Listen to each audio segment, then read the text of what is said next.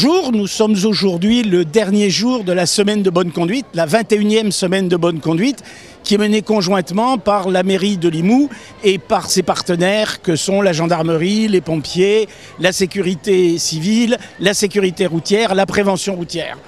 Durant cette semaine, dans les principaux établissements, d'abord secondaires, c'est-à-dire le collège d'Elteil, Saint-Joseph et le lycée Ruffier, nous avons eu des ateliers par nos différents partenaires pour sensibiliser les élèves à tout ce qui est la sécurité routière et à la bonne conduite.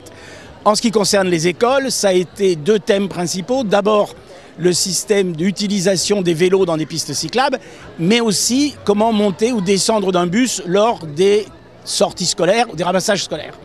J'insiste, nous avons mis un focus particulièrement cette année sur deux aspects.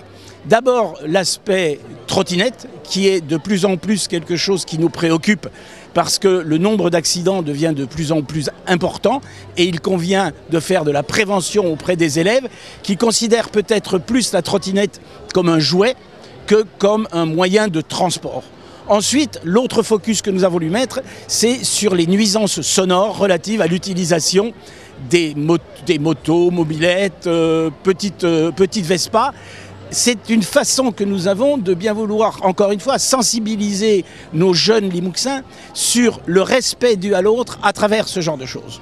Aujourd'hui, c'est le point d'orgue de cette semaine. Donc nous avons, comme je vous l'ai dit, l'habitude d'avoir depuis 21 ans, à savoir des démonstrations par un cascadeur de ce qu'on appelle des épreuves de crash test. Alors ça va être d'abord de voir quelle est la surface, ou plus exactement, quels sont les mètres nécessaires à telle vitesse pour pouvoir s'arrêter. Alors, première, deuxième, on cale son compteur, on arrive au feu et on fait.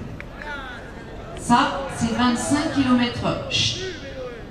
Personne ne traverse, merci.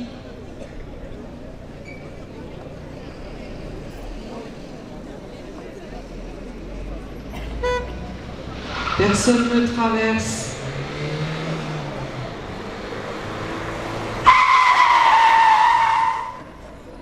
Ça, c'est 50 km/h. Ça va être aussi le choc entre un véhicule léger et un autre véhicule léger, mais surtout, nous allons avoir affaire, vous le voyez qui se met en place peut-être là-bas, à un choc entre une trottinette et un véhicule léger, de façon à démontrer quelles sont justement la sécurité qu'il faut prendre, quelles sont les précautions qu'il faut prendre pour ce genre d'engin qui, je le répète, n'est pas simplement un jouet comme ça peut être à une certaine façon.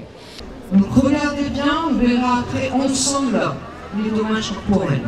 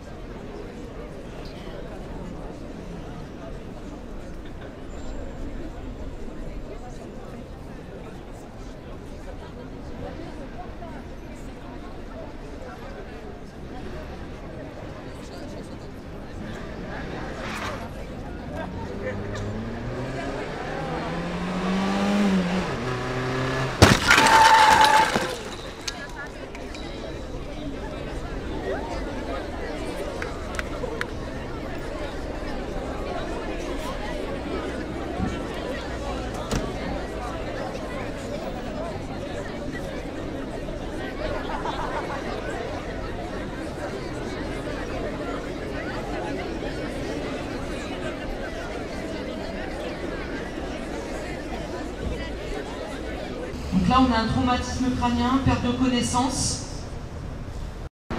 Vous formez au premier geste de secours. On est un petit peu en retard en France là-dessus. Quand on arrive sur un accident comme ça, il va falloir effectivement protéger la victime, la rassurer. Et surtout, ne commentez pas ce que vous voyez. Quand on arrive sur un accident, on dit t'inquiète, on a appelé les pompiers, ça va bien se passer. On pose des questions pour savoir s'ils sont conscients, s'ils sont cohérents, si la victime est cohérente, si elle sait la date du jour, l'année, son prénom.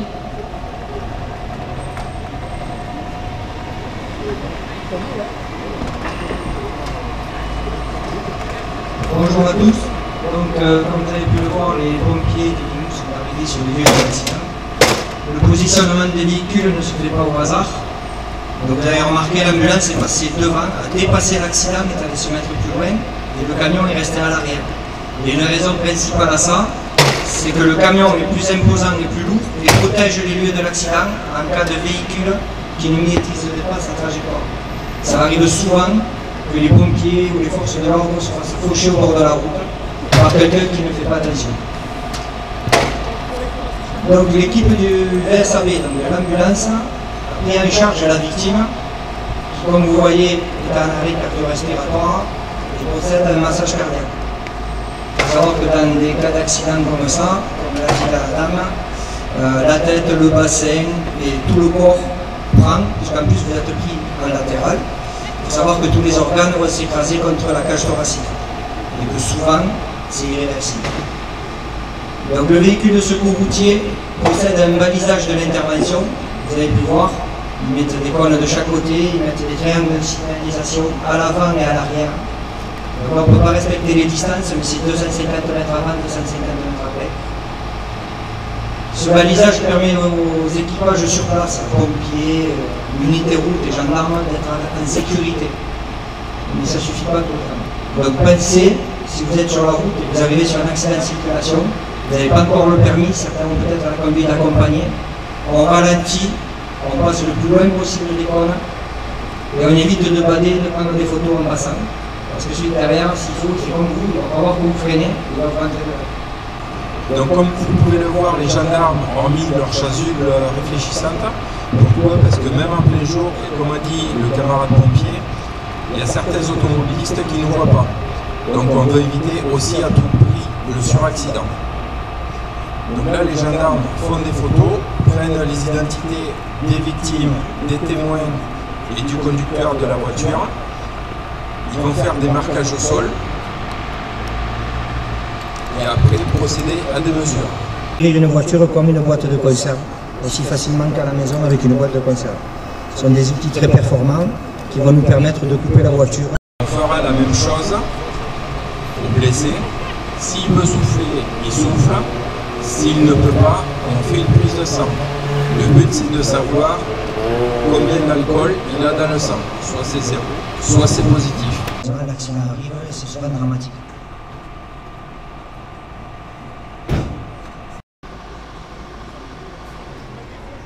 On va passer à la deuxième reconstitution d'accident entre deux voitures.